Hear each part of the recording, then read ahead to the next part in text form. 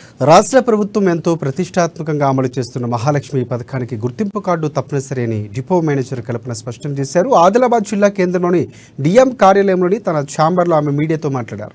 మహాలక్ష్మి పథకం కింద ఉచిత బస్సు ప్రయాణం కోసం మహిళలు ప్రభుత్వం ద్వారా జారీ చేసిన ఏదైనా ఒక ఒరిజినల్ గుర్తింపు కార్డును చూపించి ఈ పథకాన్ని సద్వినియోగం చేసుకోవాలని తెలిపారు.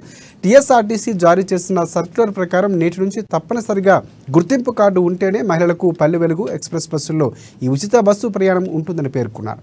ఈ విషయాన్ని మహిళలందరూ గమనించి తమ సిబ్బందికి సహకరించాలని ఆమె కోరారు.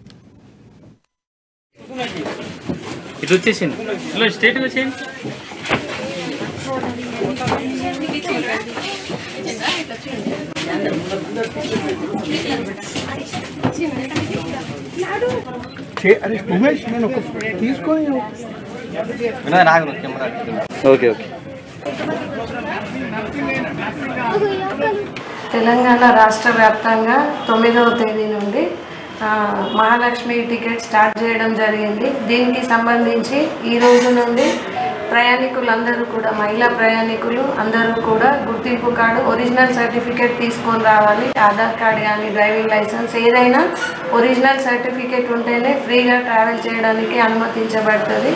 జిరాక్స్ కాపీలు కానీ ఫోన్లో చూపెడితే టికెట్ తీసుకోవాల్సి వస్తుంది. అట్లాగే రుసుము అంటే టికెట్ అమౌంట్ కూడా పే చేయాలి. ఒరిజినల్ కార్డు ఉంటేనే ఫ్రీగా ట్రావెల్ చేయడానికి అనుమతించబడింది.